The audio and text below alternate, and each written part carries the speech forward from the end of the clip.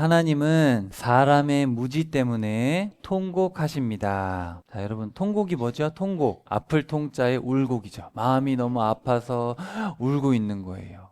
소리를 높여서 슬피 울고 있다. 여러분 잘 아시는 장면이죠. 지금 예수님이 예루살렘으로 이제 들어가서 이제 십자가 지러 가시는데 사람들은 막 환호하고 있죠.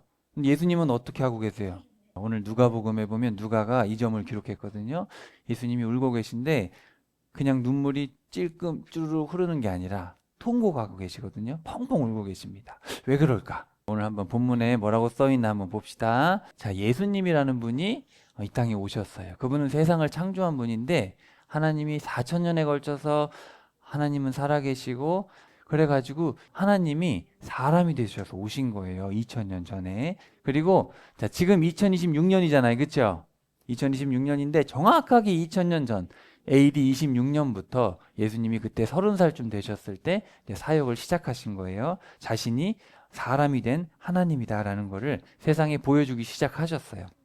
그래서 이제 갈릴리라는 이스라엘 나라의 변방 지역부터 사역을 하시고 거기서 출발하셔가지고 이제 예루살렘으로 오시는 과정의 이야기를 우리가 살펴봤고, 자, 오늘부터 한 2주간 살펴볼 내용은 이제 예루살렘에 도착하셔서 십자가를 지시고 3일 만에 부활하시고 승천하시는 이야기까지 한번 살펴보도록 하겠습니다. 기억나시죠? 다시 한번 우리 오랜만에 만나서 기억이 안 나실 수도 있어요. 누가의 뜻이 뭐죠? 비추다. 딱 빛을 생각하면 돼요.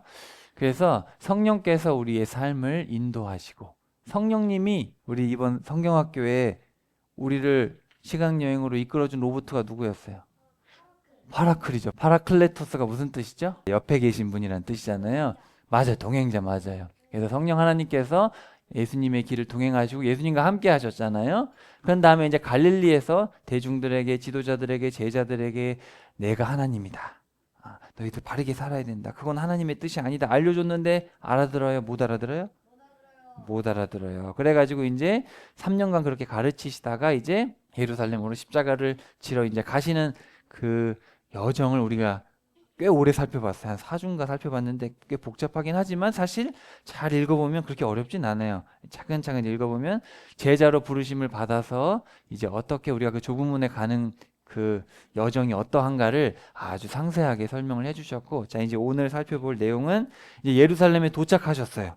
도착하셔가지고 다시 한번 종교 지도자들에게 또 어떤 사람들에게 제자들에게 자신이 누구인지 하나님의 뜻대로 사는 것이 무엇인지를 설명을 하십니다. 자, 그래서 여기 보면 여기 이스라엘이라는 나라예요. 지금도 있는 나라죠. 그래서 여기 갈릴리 여기 호수가 있는데 이 갈릴리 지역에서 사역을 하시고 이제 그 떠나서 이렇게 쭉 오셨죠. 몇 개월 오셔가지고 이제 여기 예루살렘에서 말씀을 전하셨는데, 자, 이제 구조가 대칭으로 돼 있잖아요. 그래서 우리가 여기서 살펴봤던 내용이 뭔지 잠깐 설명드릴게요. 자, 대중들에게 말했어요. 은혜의 말씀을 선포했더니 예수님을 죽이려 했죠. 귀신 쫓았더니 붙잡으려 하죠. 제자들을 부르시고 치유했더니 대중들이 막 몰려드니까 예수님은 기도하셨고, 그리고 종교 지도자들이 왔어요. 마비증 환자를 고쳤더니 비방하고, 세리마태를 불렀더니 비방하고, 안식일에 먹고 고치셨더니 비방하고, 그래서 밤새 기도하셨죠. 그래서 제자들을 데리고 정의와 공의가 뭔가 가르치시고 제자 훈련을 시키셨는데 예수님이 어떤 분인지 했는데 제자들이 믿어요, 못 믿어요?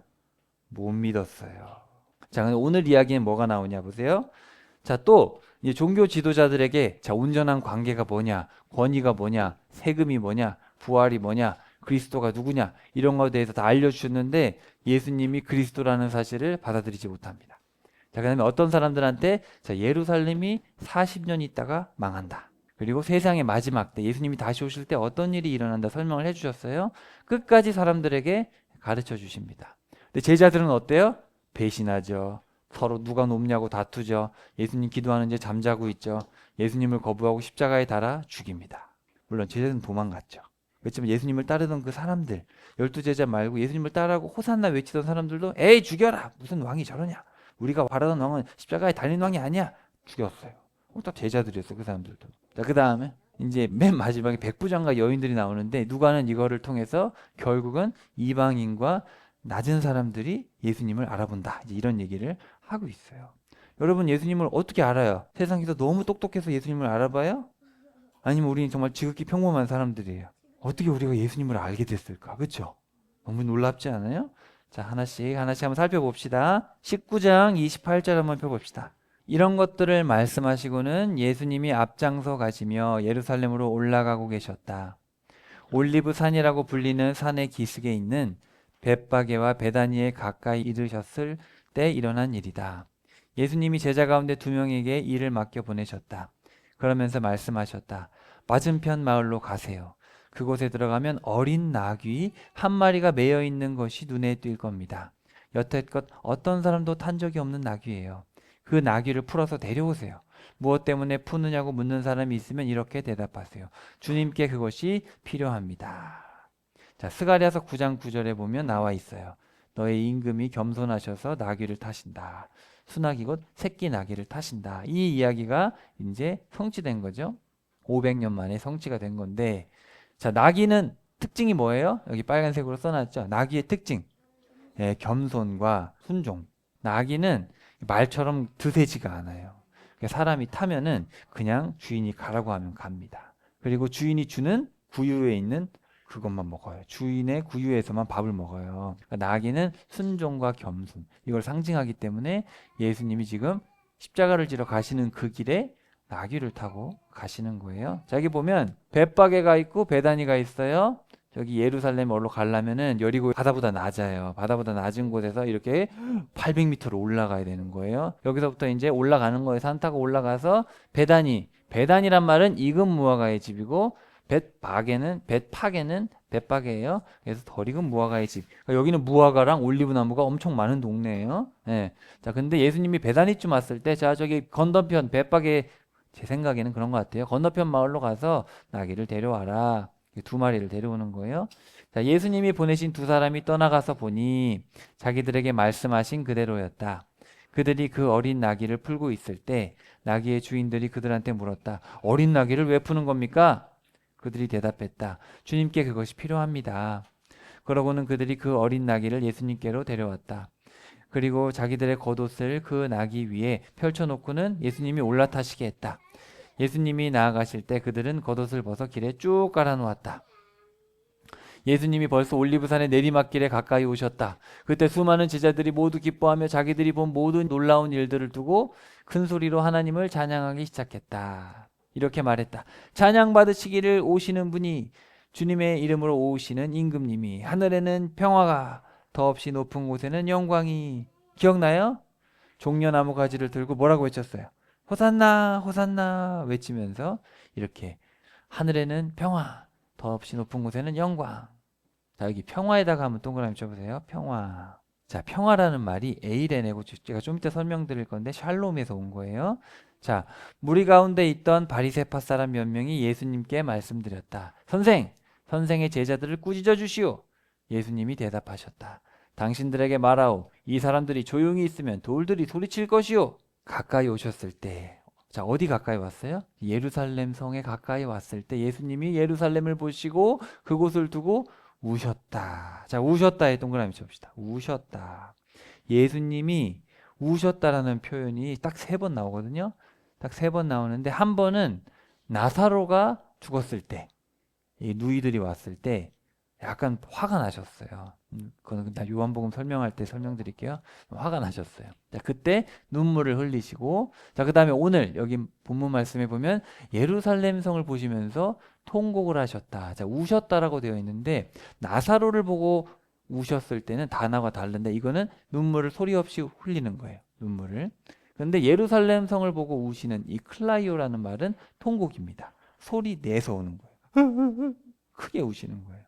그 다음에 나중에 히브리서에 보면 겟세마네 동산에서 십자가를 지시기 전에 기도하셨을 때는 절규하셨습니다. 큰하죠. 절규하셨어요. 절규는 막 너무 슬퍼서 막 소리를 지르는 거예요. 감당하기 어려운 슬픔을 표현할 때 절규라고 하죠. 통곡은 펑펑 우는 거고 절규는 좀 달라요. 자, 이렇게 3번에 걸쳐서 예수님이 우시는데, 성경에만 기록된 건 그렇고 제 생각에 3년 내내 우셨지 않았겠나. 3년 내내 우셨을 것 같아요. 근데 어쨌든 성경에 기록된 건 3번입니다. 자, 그러면서 말씀하셨다. 이날에 바로 너도, 자, 여기 동그라미 쳐봅시다.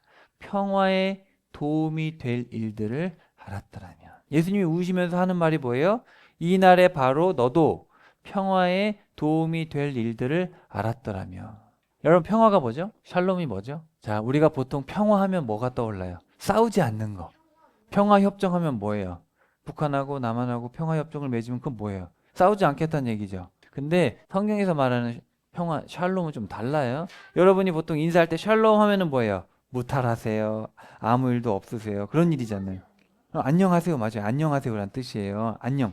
아무 문제 없기를. 근데 성경에서 말하는 샬롬은 그런 게 아니에요. 자, 원래 이게 히브리어에서 왔는데 히브리어 샬롬은 온전하다라는 말에서 파생됐어요. 이게 샬롬이란 말은 영어로 번역하면 뭐예요? wholeness. 온전하세요 이런 얘기예요.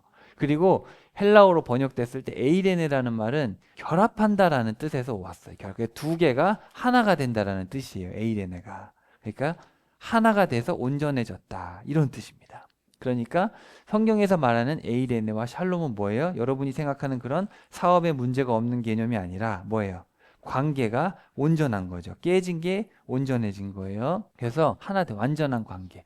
이날에 바로 너도 샬롬에 대해서 에이레네에 대해서 도움이 될 일들을 알았더라면, 그러니까 이 샬롬이라는 거는 우리가 인간이 살면서 세 가지 관계, 물질과 사람과 하나님, 이건 뺄 수가 없잖아요. 돈과 나, 그리고 옆에 있는 사람과 나, 그리고 하나님과 나, 피조된 세계와 나, 그리고 피조물이지만 하나님의 형상을 닮은 사람들과 나, 그 다음에 창조하신 하나님과 나, 이 세 관계예요. 이 관계의 온전한 거를 에이레네라고 하는 거예요. 샬롬이라고 하는 건데, 원문에 보시면은 자, 도움이 될 일들을 알았다라고 번역되어 있는데 원문에 보면은 어떻게 직역을 할 수 있냐면은 평화를 향한 어떤 것, 평화를 향한 일들에 대해서. 그러니까 네가 관계가 온전해지기 위해서 그 온전한 방향으로 나아가는 게 뭔지 알았더라면 참 좋았을 텐데. 이제 그런 얘기예요.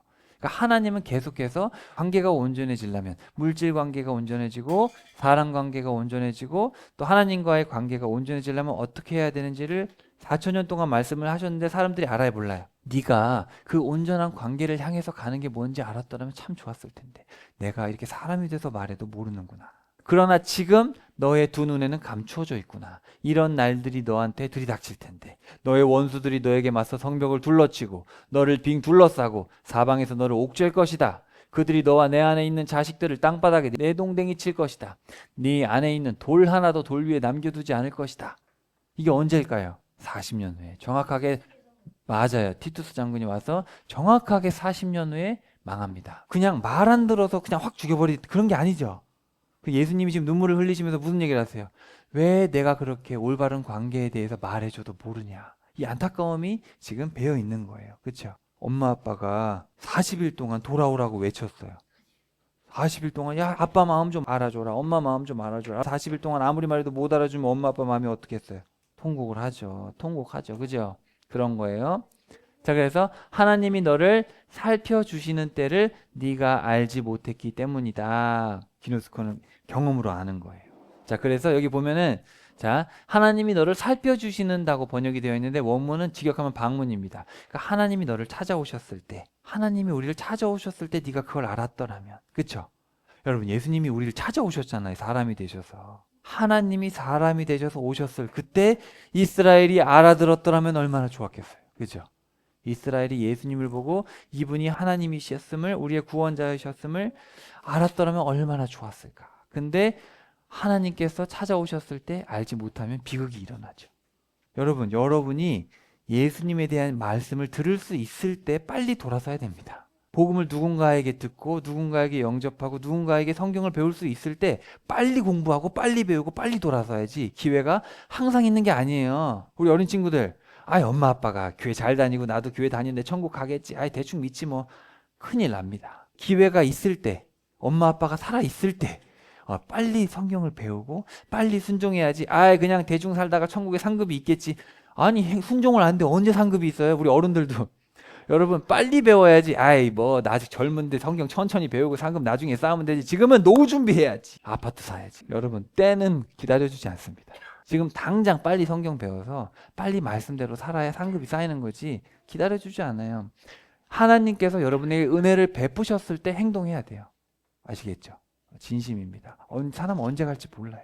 예수님이 성전으로 들어가셔서 장사꾼들과 그 안에 파는 자들과 사는 자들 내쫓기 시작하셨다. 우리 예수님 감정이 격하셔요. 펑펑 우시더니 갑자기 화나셨어요. 울다 이 자식들. 그래가지고 이제 채찍 들고 가신 거예요. 성경에 이렇게 적혀 있어. 나의 집은 기도하는 집이 될 것이다. 그런데 바로 당신들은 이곳을 강도의 소굴로 만들어 버렸소. 예수님이 3년 전에 이거 하셨거든요. 예수님이 27년에 가셔가지고 다 쓸어버렸잖아요. 근데 지금 다시 오셨는데 똑같아. 또 화가 나셨어요. 예수님이 날마다 성전에서 가르치고 계셨다. 여러분 이것도 참 중요합니다.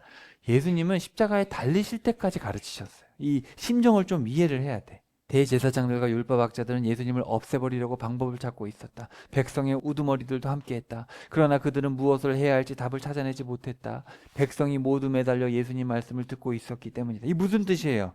지금 이 대제사장들과 율법학자들과 백성의 우두머리들은 사실 누구를 두려워하고 있어요? 백성들을 두려워하고 있는 거예요. 자, 어느 날 예수님이 성전에서 백성들을 가르치시며 좋은 소식을 알리고 계실 때 일어난 일이다. 대제사장들과 율법학자들이 원로들과 함께 들이닥쳤다. 그리고 예수님께 따지며 말했다. 우리에게 말해보시오. 당신이 무슨 권리로 이런 일을 하는 것이오? 이런 권리를 당신에게 주니가 누구요? 예수님이 그들한테 대답하셨다. 당신들에게 나도 한 말씀 물어볼 테니 나에게 대답해 보시오. 요한의 침례가 비롯된 것은 하늘에서요, 사람에게서요? 여러분이 대답해 보세요. 세례 요한의 침례 하늘에서 온 거예요? 사람에게서 온 거예요? 세례 요한이 세례를 주는데 이 세례를 하나님이 시켜서 한 거예요? 아니면 사람이 그냥 자기가 하고 싶어서 한 거예요? 그럼 왜 세례 요한을 안 믿었어요? 자, 보세요. 그들이 서로 의견을 나누며 말했다. 하늘에서 비롯됐다라고 대답하면 그가 이렇게 말할 텐데, 그러면 무엇 때문에 요한에게 신실하지 않았소? 원문에 보면 역격으로 돼 있어요. 그러니까 요한에게 왜 신실하지 않았소? 사람에게 비롯됐다라고 대답하면 백성들이 우리 모두를 돌로 쳐 죽일 것이. 하나님에게서 비롯된 사람을 감히 사람에게서 비롯됐다고 돌로 쳐 죽여라. 그들은 요한을 예언자로 굳게 믿고 있으니까요. 그래서 그들은 요한의 침례가 어디서 비롯된 것인지 알지 못한다고 대답했다. 우린 모르겠어. 그래서 예수님이 그들에게 말씀하셨다. 나도 무슨 권리로 이런 일들을 하는지 당신들에게 말하지 않겠어. 예수님 되게 멋있죠. 예수님은 답을 안 줘. 야, 네가 대답해봐. 이렇게 하면 대답을 못해요. 비겁한 거 아니죠. 예수님은 전국을 딱 찌르는 거지. 자, 예수님이 백성한테 이런 비유를 말씀하기 시작. 자, 잘 들어봐라. 내가 비유 하나를 들려주겠다. 어떤 사람이 포도밭을 일구었다. 봐봐요. 그 포도밭을 농부들에게 빌려주었어. 그리고 먼 길을 떠났고 오랜 시간이 흘렀어요. 때가 되어 그 사람이 농부들한테 종을 보냈어요. 농부들이 자기에게 포도밭 열매의 얼마를 바치게 하려는 것이요. 바쳐야 돼요? 안 바쳐야 돼요? 바쳐야 돼. 자기 고용된 사람이니까 바쳐야죠. 그런데 농부들은 그 종을 매질한 뒤에 빈손으로 되돌려 보냈어요. 그래서 그 사람은 다시 다른 종을 보냈어요. 그랬더니 농부들은 그 종도 매질하고 모욕을 주어서 빈손으로 되돌려 보냈어요. 그 사람은 또 다시 세 번째 종을 보냈어요. 그러나 농부들은 이 종마저 피가 나도록 때려서 내쫓았어요. 그래서 포도밭 주인이 말했어요. 어떻게 해야 될까? 사랑하는 내 아들을 보내야겠다. 아마도 그들이 이 아이를 존중하겠지. 그러나 그 아들을 보고서 농부들은 서로 이야기를 주고받으며 말했어요. 와우! 이 자는 상속자다. 죽여버리자. 그래서 그가 물려받을 유산을 우리 차지가 되도록 하자. 그럼 돼요, 안 돼요? 그러고는 농부들이 그 아들을 포도밭 밖으로 내쫓아 죽여버렸어요. 그러면 이제 포도밭 주인이 농부들을 어떻게 할까요? 가서 이 농부들을 파괴하고 멸망시켜버리지 않겠습니까? 그 포도밭을 다른 사람들에게 맡길 겁니다. 사람들이 듣고서는 그런 일은 절대 없어야 합니다 하고 말했다. 그러나 예수님은 그들을 빤히 들여다보시고선 말씀하셨다. 그럼 성경에 이렇게 적혀있는 말씀은 무슨 뜻인가요? 집 짓는 사람들이 내버린 돌, 바로 그 돌이 모퉁이의 머릿돌이 되었다. 바로 그 돌 위에 떨어지는 사람은 모두 산산조각이 날 것입니다. 이 돌이 누구 위에 떨어지든 그 사람을 으깨어 가루로 만들어 버릴 겁니다. 사람들은 그 주인을 내버렸지만 그 주인이 모퉁이 돌이 되는 거예요. 결국 그 주인이 되는 건데 그 주인이 오면 결국 다 죽는 거예요. 산산조각 나고 가루가 돼버린다. 율법학자들과 대제사장들은 손을 써서 바로 그 시간에 예수님을 붙잡으라고 했다. 하지만 누구를 두려워했어요? 백성들을 두려워했어요. 이 비유를 자기들 들으라고 말씀하신 줄 알아차렸기 때문이다. 그러니까 너희들은 다 멸망한다. 이렇게 말씀을 하신 거예요. 제가 여러분을 두려워해서 설교를 할 때 이 말을 들으면 나를 싫어할 텐데 이 말씀은 빼먹어야지. 그럼 돼요, 안 돼요? 여러분들이 예수님을 전할 때 예수님 말씀 중에서 무서운 말씀 전하면 예수님 안 믿을 텐데 좋은 말씀만 전해야지. 얘들아, 씨를 뿌리면 100배 거둔대. 너도 예수님 믿어봐. 100배 부자가 될 수 있어. 그래야 돼요? 아니죠. 사람 눈치 보면 망하는 거예요. 있는 그대로, 말씀 그대로 우리 주인을 따라가야겠죠. 자, 보세요. 그들은 곁에서 지켜보고 있다가 스스로 의로운 척하는 첩자들을 보냈다. 예수님의 말씀에서 빌미를 잡으려는 것이었다. 그리하여 그를 총독의 다스림과 권한에 넘겨주려고 했다. 그들이 예수님께 여쭈었다. 선생님, 우리가 알기로 선생님은 바르게 말씀하시고 가르치십니다. 또 겉모습 보고 봐주지 않으시고 하나님의 길을 잠들게 가르치십니다. 우리가 카이사르에게 세금을 바쳐도 됩니까? 안 됩니까? 황제. 여러분, 그럼 어떻게 돼요? 황제에게 바치면 돼요, 안 돼요? 황제가 우리를 다스리고 있는데. 자, 한번 봅시다. 예수님이 그들의 나쁜 꾀를 알아채시고 그들한테 말씀하셨다. 왜 나를 시험하는가? 나에게 데나리온 하나를 보여주시오. 거기에 누구의 모습과 그리에 새겨져 있어? 그들이 대답했다. 카이사르의 것입니다. 예수님이 그들한테 말씀하셨다. 그렇다면 카이사르의 것은 카이사르에게, 하나님의 것은 하나님께 돌려드리시오. 그들은 백성이 보는 앞에서 예수님이 하신 말씀에서 빌미를 잡을 수가 없었다. 도리어 그 대답에 경탄하여 아무런 대꾸도 하지 못했다. 경탄이 뭐예요? 어떻게 저런 말을. 저기 보세요. 데나리온이 있잖아요. 당시에 티베리우스가 황제였어요. 그래서 여기 보면은 티베리우스 얼굴이 있죠. 근데 거기 보면은 또 다른 데나리온에 보면 뭐라고 써 있냐면은 하나님의 아들이라는 말이 써 있어요. 그래서 당시 로마 황제를 뭘로 믿었냐면은 하나님의 아들이라고 믿은 거예요. 하나님의 아들이다. 그리고 또 다른 데 보면은 여기 써 있죠. 폰티플렉스 막시무스. 그래서 대제사장이라는 말 쓴 거예요. 그러니까 사실 성경에 보면 예수님을 뭐로 묘사해요? 하나님의 아들이자 대제사장으로 묘사하는데 그게 그 사람들도 그렇게 했던 얘기예요. 다 그냥 생뚱맞은 얘기가 아니라 그 당시에 다 제사장이 우상을 섬기는 대제사장이 다 있었단 말이죠. 그래서 바로 우리 황제, 로마 황제 디베리우스가 바로 하늘에서 신이 보낸 하나님의 아들이시고 그분이 바로 우리의 중재자 대제사장입니다. 이러고 한 거예요. 그러니까 지금은 여러분 왜 무교가 많죠. 무교. 나는 신을 믿지 않는다. 그 당시엔 무교라는 게 없어요. 다 신을 믿어요. 신이 있다는 건 너무 당연한 거야. 다 신을 믿고 다 종교마다 제사장들이 다 있고. 그러니까 예수님이 입성하셨을 때 이분을 왕으로 모시고 이런 얘기가 뭐 저는 낯선 얘기가 아니겠죠. 제자들도 그렇게 생각했을 거예요. 막 베드로도 하나님의 아들이십니다 고백했을 때 어떤 생각인지 몰라요. 아마 이런 황제로 생각하지 않았을까. 그렇죠. 정말 우리가 생각하는 그런 분이 아니라. 네. 그렇죠. 거부하는 거죠. 네, 말이 안 되니까. 자, 그래서 예수님이 이 동전을 이렇게 딱 가져오라 보여주시면서 했는데, 자, 그 얘기가 뭐예요, 그러면? 그러면은 하나님의 것은 하나님에게, 카이사르의 것은 카이사르에게. 이게 무슨 뜻이냐면 사실 사람들은 하나님을 믿지 않는 거예요. 여호와를 믿는 척하면서 사실 로마 황제 믿고 있고 로마 황제를 의지하고 있었거든요. 결국은 물론 전복되기를 바라기도 했지만 한편으로는 이 지도자들은 어때요? 로마 황제 밑에서 권력을 누리고 있잖아요. 할 거 다 하고 있거든요. 악한 거 속이 다 보이죠. 그 다음에 또 사두개파 사람들이 왔어요. 이 사람들은 사두개파 사람들은 혈통이 제사장이에요. 할아버지가 제사장이 아론이란 말이에요. 이 사람들은 부활이 없다고 믿었어요. 근데 예수님한테 와가지고 선생님 모세가 우리한테 이렇게 써줬습니다. 어떤 사람이 형제가 죽었는데 아내가 있었다고 합시다. 그런데 이 사람이 자식이 없었습니다. 이럴 때는 죽은 사람의 형제가 그 여자를 맞아들여야 합니다. 그래서 죽은 형제를 위해서 후손을 꼭 낳아주어야 대를 잇게 합니다. 신명기 25장 5절에 있어요. 그러니까 첫째 아들이 결혼했는데 죽었어요. 애가 없어요. 그러면은 그 첫째 아들의 아내랑 둘째가 결혼을 해야 되는 거예요. 그래서 첫째 형의 아기를 낳아줘야 되는 거예요. 그렇게 했는데 7 형제가 있었는데 첫째가 아내를 맞았지만 자식이 없어 죽었고 둘째도 맞아들였는데 셋째도 맞아들였는데 다 자식을 남기지 못하고 죽었습니다. 그러면 부활했을 때 그들 가운데 누구의 아내가 됩니까? 7명의 남자랑 한 여자가 결혼했는데 그럼 부활하면은 누구의 여자가 됩니까? 누구의 아내가 됩니까? 이 사람들이 왜 이런 질문을 했을까? 그렇지. 이 사람들은 부활을 믿어요, 안 믿어요?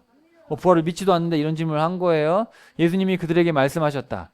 이 시대의 자녀들은 장가도 가고 시집도 가오. 그러나 저 시대와 죽은 사람들 가운데서 부활에 참여할 만하다고 여겨지는 사람들은 장가도 가지 않고 시집도 가지 않소. 자, 여기 잘 보세요. 이 시대와 저 시대가 다르다는 거예요. 그럼 저 시대는 어디예요? 천국 가기 전, 부활을 참여하기 전 바로 그 시간이겠죠. 우리가 낙원에 있을 때. 약간 설명이 약간 그런 느낌이에요. 저 시대와 죽은 사람들 가운데서 부활에 참여할 만하다고 여겨지는 사람들은 장가도 가지 않고 집도 가지 않습니다.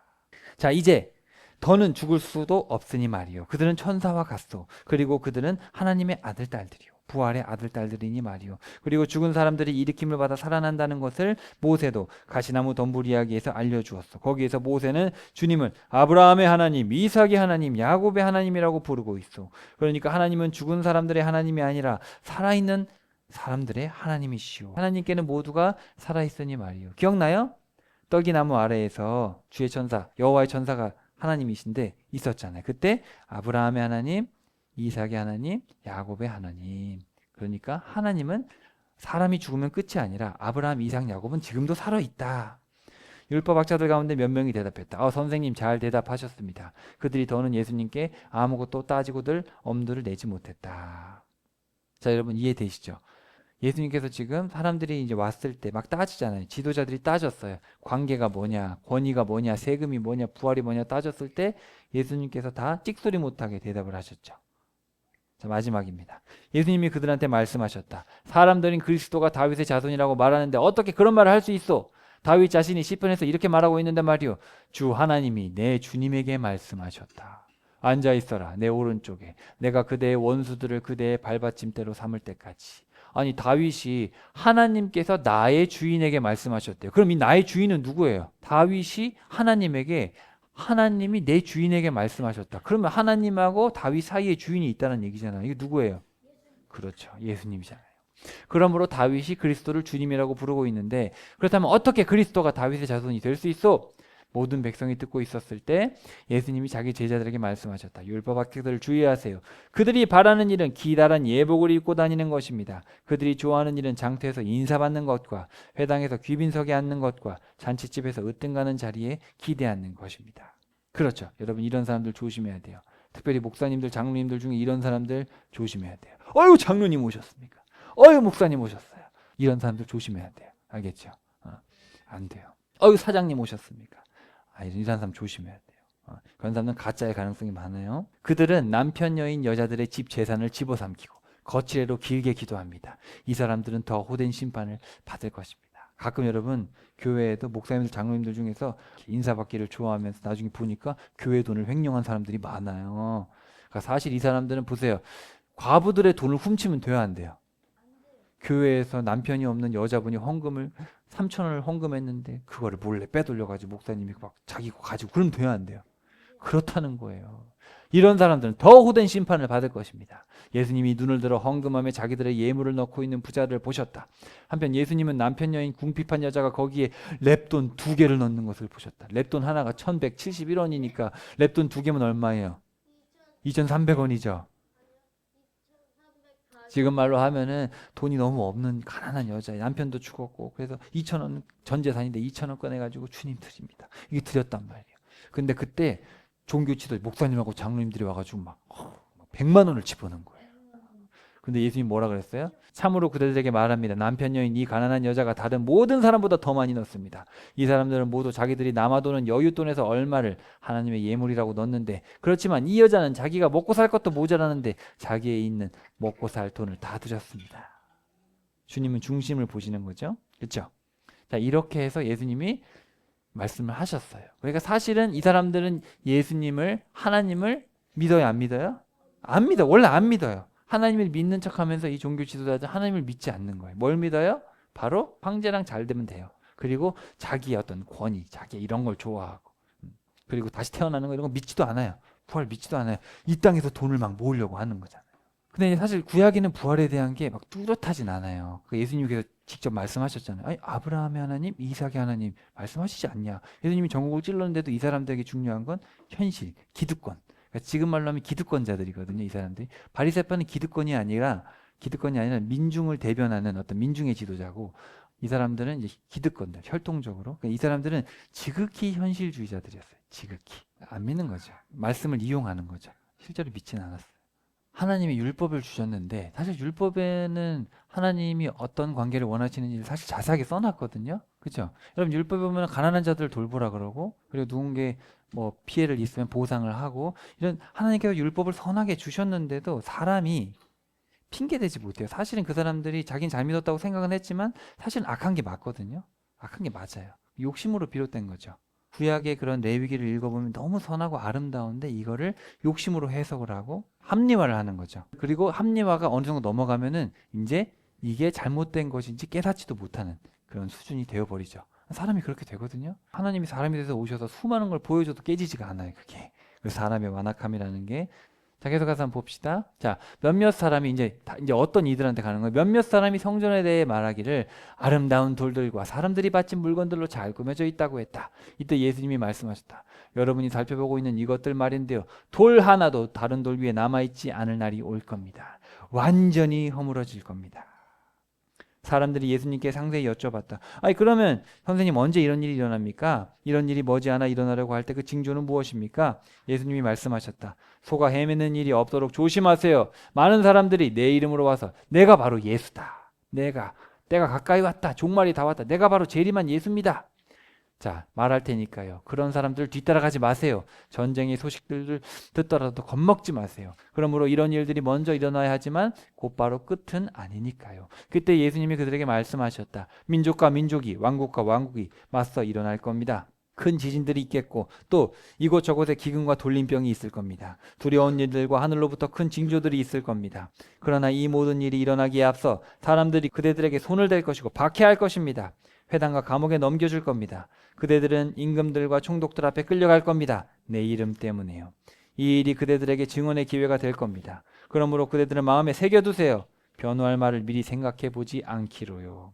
내가 그대들에게 말재주와 지혜를 줄 테니까요. 그대들의 반대자들 누구도 맞서거나 대받아칠 수 없을 것입니다. 그게 기독교 박해도 될 수 있지만 사실은 표면적으로는 그런데 사실은 이거는 이제 나중에 예수님 재림하시기 전에 이제 우리도 이제 그럴 날이 온다.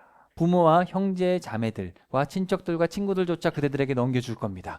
그대들 가운데 몇 명은 죽게 할 겁니다. 내 이름 때문에 그대들은 모두에게 미움을 받을 겁니다. 우리 친구들 나중에 예수님 믿는 것 때문에 모든 사람들이 여러분을 미워할 수가 있어요. 그런 날이 온다는 거예요. 그러나 그대들은 머리카락 하나도 절대로 잃지 않을 겁니다. 그대들의 견뎌냄으로 그대들의 목숨을 얻어내세요. 자, 거기 밑줄 쳐봅시다. 옛날 성경에 보면 그대들의 인내함으로 그대들의 목숨을 얻어내세요. 푸시케가 혼이에요. 여러분의 생명을 얻어내세요. 예루살렘이 군대에 에워싸이는 것을 그대들이 본다면 그때 예루살렘이 폐허가 될 일이 가까이 왔음을 알아차리세요. 그때 유대아에 있는 사람들은 산으로 달아나야 합니다. 그 성 안에 있는 사람들은 그곳에서 벗어나야 합니다. 그리고 성 밖에 마을에 있는 사람들은 그리로 들어가지 말아야 합니다. 자, 요거는 그 당시도 있죠. 70년, AD 70년이 됐을 때 실제로 이랬는데 이거는 먼 미래에도 마찬가지입니다. 나중에 예루살렘에 전쟁이 일어나요. 그래서 먼 미래에 대한 예표입니다. 벌 주시는 날들이 있기 때문입니다. 이 날들에는 성경에 적혀 있는 것들이 모두 이루어집니다. 그러니까 이건 뭐예요? 예수님 재림하실 때겠죠. 성경에 있는 모든 일이 이루어진다. 끝장입니다. 그런 날들에 아이 가진 여자와 젖 먹이는 여자들은 땅 위에는 피할 수 없는 큰 고통이 이 백성에게는 노여움이 닥칠 때니까요. 사람들이 날카로운 칼에 쓰러지기도 하고 모든 다른 민족들에게 포로로 끌려가기도 할 겁니다. 예루살렘은 다른 민족들에게 짓밟힐 겁니다. 다른 민족들의 때가 다할 때까지요. 해와 달과 별들의 징조들이 나타날 겁니다. 해와 달이 어두워지고 별들이 떨어질 때가 온대요. 이건 언제예요? 재림하시기 전에. 그렇죠? 땅 위에서는 다른 민족들이 괴로워하고 바다와 솟구치는 파도가 내는 소리에 어쩔 줄 몰라 할 겁니다. 세상에 닥칠 일을 두려워하며 조마조마 기다리다가 사람들이 혼이 나갈 겁니다. 의식을 잃어버리는 거예요. 하늘의 권력들이 흔들릴 테니까요. 그리고 그때 인자가 구름에 둘러싸여 능력과 큰 영광을 드러내며 오는 것을 볼 것입니다. 예수님이 하늘에서 다시 오시는 거예요. 하늘이 두루마리처럼 후루루루루 말리고 예수님이 오시는 거예요. 여러분 왜 이거 두루마리 쭉 펴놨죠? 또 폈다가 통보면 어떻게 돼요? 호루루루 이렇게 되잖아요. 이런 일들이 일어나기 시작할 때면 몸을 똑바로 펴고 그대들의 머리를 치켜 드세요. 그대들을 죄에서 완전히 풀어주시는 때 원문에 보면 한 단어 구속입니다. 구속, 죄값을 속량하신 자들을 이렇게 구원하시는 날이 가까이 오고 있으니까요. 예수님이 그들에게 비유로 말씀하셨다. 무화과 나무와 다른 모든 나무들을 보세요. 어느새 나무들이 이파리를 내면 그대들은 보고서 벌써 여름이 가까운 것을 스스로 알아차립니다. 그렇죠? 여러분 낙엽이 떨어지면 언제예요? 그렇죠? 다 떨어져 가지고 이제 막 시들면 언제예요? 그렇죠. 그리고 이제 새싹이 막 피어나면 뭐예요? 그쵸? 그러니까 여러분도 우리 방금 읽었던 말씀들, 사람들이 싸우고 예수님 믿는다고 다 나를 미워하고 엄마 아빠들하고 막 싸우고 막 예수님 안 믿는다고 싸우고 곳곳에서 막 전쟁이 일어나고 하늘에 별들이 막 떨어지고 그리고 막 해가 어두워지고 달이 핏빛이 되면 뭐예요? 예수님 오실 때가 다 됐다는 거를 알아차려야 되는 거예요. 알겠죠? 그때도 우와 신기하다 별들이 떨어지네 우와 놀자 그럼 돼야 안 돼요? 그러면 안 된다는 거예요. 감히 예수 믿는다고 날 미워해? 그러면 나중에 예수님 나중에 믿어야지. 그러면 안 된다는 거 알겠죠? 알아차리고 제대로 믿어야지. 자, 마찬가지로 또한 그대들이야말로 이런 일들이 일어나는 것을 볼 때 하나님 왕국이 가까운 줄 알아차리세요. 아멘. 그대들에게 말합니다. 이 세대가 사라지는 일은 절대로 없을 겁니다. 모든 일이 일어나기까지는요. 하늘과 땅은 사라지겠지만 나의 말이 사라지는 일은 절대로 없을 겁니다. 스스로 주의하세요. 절대로 그대들의 마음이 흥청됨이나 술 취함이나 세상살이 걱정에 잠기지 않도록 하세요. 그러니까 친구들, 하나님 말씀 읽고 예수님 오실 때를 준비하지 맨날 오늘도 레고방 가자. 오늘도 워터파크. 예수님 나중에 오신다. 워터파크. 고고고. 우리 어른들은 맨날 자, 술 한 잔 더 하지. 술. 아, 우리 아파트 평수가 작은데 10평 더 늘려야 되는데 제발 그런 걱정하지 말래요. 세상살이 걱정에 잠기지 않도록 하세요. 아, 우리 차가 어떡하지? 아, 우리 정도 살면은 이제는 소나타는 안 되겠는데. 소나타는 안 되고 이제는 페라리는 타야 될 것 같은데. 제발 그러지 말라는 거예요. 세상살이 걱정에 잠기지 않도록 하세요. 바로 그날이 갑작스럽게 그들한테 들이닥치지 않게 하세요. 덫처럼 말입니다. 덫이 뭐예요? 덫. 새들이 걸어가고 있다가 에이! 해가지고 덫에 잡히잖아요. 그렇죠? 짐승들이 막 가다가 덫에 걸리잖아요. 덫에 걸리는데 덫에 언제 걸리지? 덫이 저기 있네. 쫀! 해가 걸려요? 아니죠. 나도 모르게 걸리잖아요. 그날은 온 땅 위에 살고 있는 모든 사람들에게 닥쳐올 때니까요. 보세요. 모든 사람한테 갑자기 닥쳐요. 그러니까 정신 차리고 있으세요. 무슨 일을 만나든지 매달려 기도하면서 모든 원문에 보면 모든 시간이에요. 모든 시간 기도하면서 네 워터파크 갈 수도 있죠. 워터파크 가서도 놀면서도 예수님이 지금 오실 수도 있어. 항상 생각은 하고 있어야 된다는 얘기죠. 생각은 하고 있어야 돼요. 그래서 머지않아 일어날 모든 일들을 벗어나 인자 앞에 설 수 있도록 하세요. 그래서 예수님이 갑자기 오실 때 나는 항상 예수님이 오시면 천국 갈 준비를 하고 있어야 되는 거예요. 자, 예수님이 낮에는 성전에서 가르치시고, 자, 우리 보면 계속해서 가르치신다는 얘기가 계속 나오죠. 예수님이 십자가에 지기 바로 그 전날까지도 막 계속 가르치셨어요. 계속 알려주셨어요. 그러니까 가르친다는 표현이 좀 어떨지 모르겠지만 알려주는 거예요. 이게 바른 거다. 이게 바른 거다. 이게 바른 거다. 엄마 아빠가 살아있을 때 너희들 예수님 잘 믿고 성경 열심히 읽어야 된다. 말해줄 때 읽어야겠죠. 엄마 아빠도 계속 사는 게 아니잖아요. 그렇죠? 엄마 아빠도 언젠간 죽어요. 언젠간 천국 갑니다. 여러분이 홀로 서기 전에 엄마 아빠랑 같이 있을 때 성경을 배울 수 있을 때 열심히 배워야지. 지금은 레고가 더 중요해. 성경 나중에 배울래. 시간이 없어요. 밤에는 밖으로 나와서 올리브산이라 하는 곳에서 지내셨다. 온 백성은 아침 일찍 예수님께로 나아가곤 했다. 성전에서 그분 말씀을 들으려는 것이었다. 누가가 이런 표현을 계속 써요. 백성들은 예수님 말씀을 듣고 싶어 하는데 종교 지도자들은 죽일 궁리만 하고 있어요. 넘는 명절이라고 하는 누룩 없는 명절이 가까이 오고 있었다. 대제사장들과 율법학자들이 예수님을 어떻게 없애버릴지 방법을 찾고 있었다. 누구를 두려워하고 있었어요? 백성들을 두려워하고 있었기 때문이다. 여러분도 보면 대부분 많은 사람들이 누구를 두려워하는지 알아요? 하나님이 아니라 사람을 두려워해요. 그래요, 사람들은. 그리고 심지어 교회 생활을 하면서도 사람이 두려워서 할 소리를 못할 때가 많아요. 정말이에요. 그래서는 안 됩니다. 우리는 당당해야 돼요. 자, 그런데 사탄이 가룟 사람이라고 하는 유다에게 들어갔다. 그는 12의 수에 드는 사람이었다. 유다는 나가서 대제사장들과 성전 치안 책임자들하고 함께 이야기를 나누었다. 어떻게 예수님을 넘겨줄지에 대한 것이었다. 그들은 기뻐했고 유다에게 은전을 주기로 뜻을 모았다. 유다는 선뜻 받아들였다. 그래서 유다는 좋은 기회를 찾아서 우리가 모르게 예수님을 그들에게 넘겨주려고 했다. 누룩 없는 명절이 왔다. 넘는 명절에 양을 잡아야 하는 날이었다.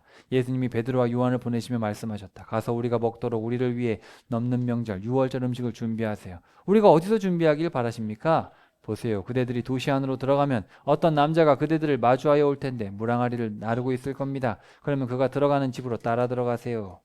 자, 여기 보시면 목요일이죠. 목요일이에요, 사실은. 근데 이스라엘은 수요일 저녁 6시부터 하루가 시작돼요.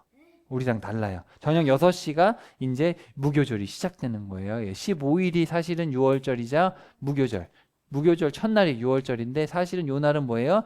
6월절 예비해서 양 잡는 날이에요. 오후 3시에 양을 잡아요. 제가 여러 번 설명드렸고요. 자, 그리고 집주인에게 이렇게 말하세요. 선생님 주인장께 묻습니다. 내가 머물 방이 어디 있나요? 거기서 내가 내 제자들과 함께 넘는 명절 음식을 먹으려고 하는데, 자, 그 사람은 그대들에게 위층에 있는 큰 방을 보여줄 테니까 거기서 이제 자리를 깔아 놓았을 겁니다. 거기서 준비하세요. 근데 갔더니 말씀하신 그대로였다. 시간이 되자 예수님이 음식을 드시려고 기대에 앉으셨고 사도들도 함께 앉아 있었다. 내가 고난을 겪기에 앞서 그들과 함께 이 넘는 명절 6월절 음식을 먹기를 간절히 바랬습니다. 그래서 여기 보시면은 옛날 유대인들이 사는 집은 이랬어요. 여기 보면 여기 사랑방이라는 게 있죠. 사랑방. 예수님도 태어나신 데 여기에요. 예수님이 이런 데서 태어나셔가지고 사람들이 많아가지고 사랑방에 있기가 어려우니까 여기 구유에다가 예수님을 모셨던 거예요. 여관이 아닙니다. 사랑방이에요. 쉽게 말하면은 게스트룸이에요. 그리고 여기 보면 자 어떻게 밥을 먹었어요 옛날에.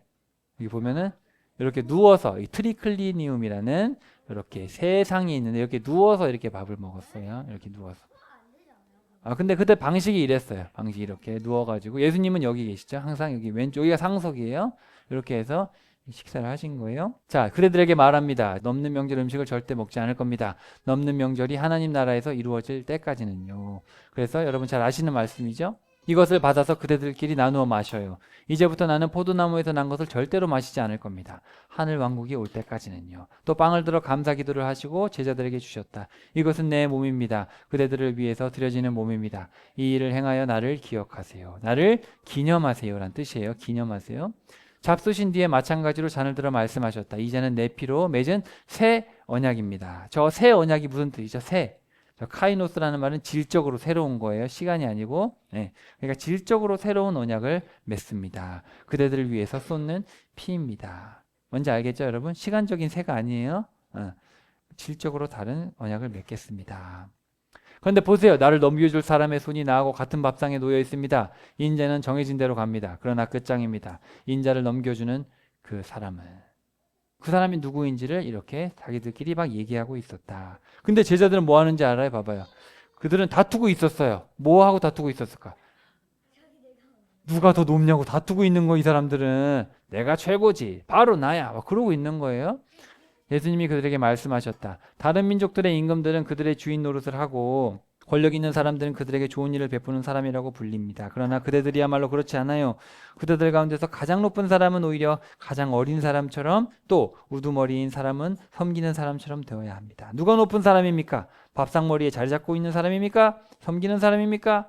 밥상머리에 자리 잡고 있는 사람이 아닙니까? 그런데 나는 그대들 가운데 섬기는 사람으로 와 있습니다. 그래서 섬겨야 된다는 얘기를 하시는 거예요. 그런데 그대들은 내가 유혹받을 때 줄곧 나와 함께 머물렀던 사람들입니다. 그래서 나도 그대들에게 나라를 맡깁니다. 나에게 내 아버지께서 맡기신 것처럼요. 그대들이 내 왕국에서 나와 한 상에서 먹고 마시도록 하려는 것입니다. 그대들은 임금 자리에 앉아 이스라엘 12지파를 심판하고 다스릴 겁니다. 시몬 보세요. 사탄이 그대들을 마구 요구했어요. 곡식처럼 까부르려고요. 그런데 나는 그대를 위해 매달려 기도했어요. 그대의 믿음이 빛을 잃지 않게 해달라고요. 그러니 그대도 언젠가 돌아선 뒤에는 그대의 형제자매에게 굳게 세우세요. 베드로가 뭐라 그랬냐면 주님과 함께라면 저는 감옥에 죽어도 갈 준비가 돼 있습니다. 닭이 울기 전에 3번 네가 나를 모른다고 잡아댈 것이다. 네가 나를 무시할 것이다. 그러면서 옛날에 내가 돈주머니와 보찜과 샌들 없이 보냈을 때 모자란 게 있었습니까? 없었습니다. 그렇지만 이젠 돈주머니 있는 사람은 챙겨가시고 보찜도 챙겨가십시오. 칼 없는 사람은 자기 겉옷을 팔아서 칼을 사기 바랍니다. 왜 이런 얘기를 하실까요? 이제 예수님이 곧 함께하지 않으시니까, 이제 떠나시니까 너희들이 이제 인간적인 생각을 좀 준비해라. 그렇지만 이제 보혜사가 다시 오시죠. 자, 성경에 적혀있는 이 말씀이 반드시 나에게 이루어져야 합니다. 범죄자들과 한통 속으로 여겨졌다라고 한 말씀이요. 나에 대해 성경에 기록된 것이 이제 끝에 다다라 있으니까요. 보십시오, 주님. 칼이 여기 2자루 있습니다. 아이, 됐다 얘들아. 됐어. 아직도 알아듣지를 못하는 거예요. 됐어 얘들아. 자, 예수님이 성 밖으로 나가셔서 이제 해오시던 대로 올리브산에서 기도하셨죠. 기도하세요. 그래서 유혹에 빠져들지 않도록 하세요.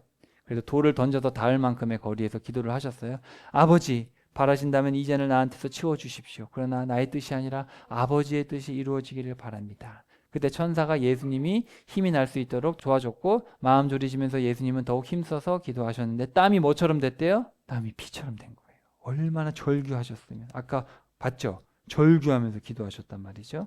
근데 보세요. 예수님이 기도하시던 곳에 일어나서 제자들한테 와보니까 제자들은 뭐하고 있었어요? 제자들은 괴로워서 잠들고 있었어요.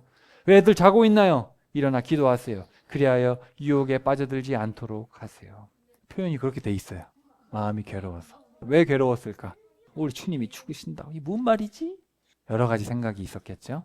예수님은 지금 계속해서 가르치시고 올바른 관계가 뭔가, 하나님과 사랑과 물질 관계가 뭔지를 죽기 전까지 알려주시고 너무 피곤하신데 깨어서 기도하시는데 제자들은 뭐예요? 배신하고 내가 최고야 이러고 있고 졸려서 자고 있고 이러고 있어요. 이게 바로 누구예요?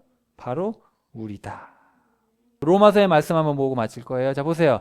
자, 그렇다면 우리는 어떻게 됩니까? 우리가 더 낫습니까? 전혀 그렇지 않습니다. 우리가 이미 고발하기를 유대아 사람들도 그리스 사람들도 모두 죄 아래에 있다고 했기 때문입니다. 자, 여러분, 우리 모두가 다 하나님의 은혜가 필요해요. 봐봐요.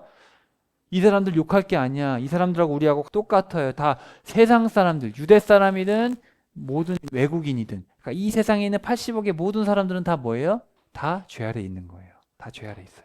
의로운 사람은 하나도 없다. 깨닫는 사람도 없다. 하나님을 찾는 사람도 없다. 모두가 빗나가고 다 함께 쓸모없어졌다. 선한 일을 하는 사람도 없다. 하나도 없다. 열린 무덤이다. 그들의 목구멍은, 그들의 혀로는 걸핍하면 속인다. 거짓말 한 번도 안 해본 사람 손 들어봐요.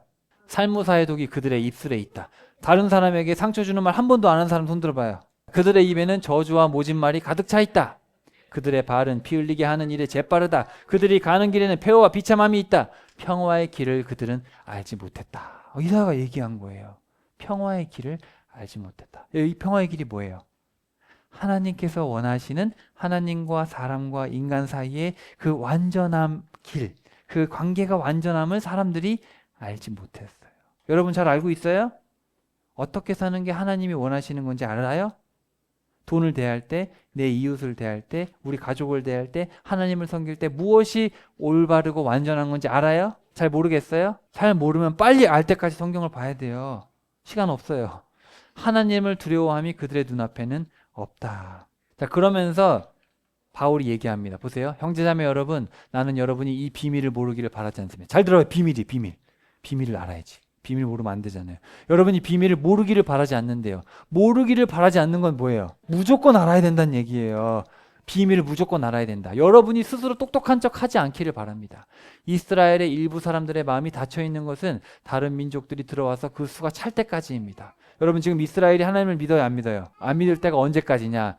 외국인들이 믿을 때까지, 저와 여러분이 다 믿을 때까지. 그리고 이렇게 해서 이스라엘이 모두 구원받게 될 것입니다. 성경에 이렇게 적혀 있는 대로입니다. 건져내는 이가 시온으로부터 와서 불경건한 일들을 야곱에게서 돌려놓을 것이다. 이것은 그들과 맺은 나의 언약이다. 내가 그들의 죄들을 말끔히 치워줄 때에. 복음으로 치면 이스라엘 사람들은 여러분 때문에 원수가 되었지만 선택으로 치면 조상들 덕분에 사랑받는 사람들입니다. 맞죠? 이스라엘 백성들은 택한 백성들이죠. 근데 이스라엘 백성들이 예수님을 거부했죠. 거부해서 이 복음이 이방인에게 갔기 때문에 원수가 됐지만 사실은 선택으로 치면 택한 백성이죠. 하나님의 은혜의 선물과 부르심은 취소될 수가 없습니다. 여러분 하나님이 이스라엘을 선택한 것을 후회하실까요? 택하신 이유가 있어요. 뭐냐면 이스라엘 택했는데 이스라엘이 하나님의 사랑을 모두 알아줬어요. 근데 그 이스라엘을 향한 하나님의 뜨거운 사랑을 누가 깨달았어요? 이방인들이 성경을 보고 깨달은 거예요. 그래가지고 이방인들이 이스라엘을 그렇게 사랑하셨는데 저놈들은 저 배은망덕한 자식들, 우리는 제대로 믿고 천국 가야지, 이런 마음이 지금 우리가 들었잖아요. 근데 나중에 예수님 재림하실 때가 되니까 이방인들이 막 너무 잘 믿고 있는데 그때 예수님이 재림하시는 걸 보고 이스라엘 백성들이 깨달았어요.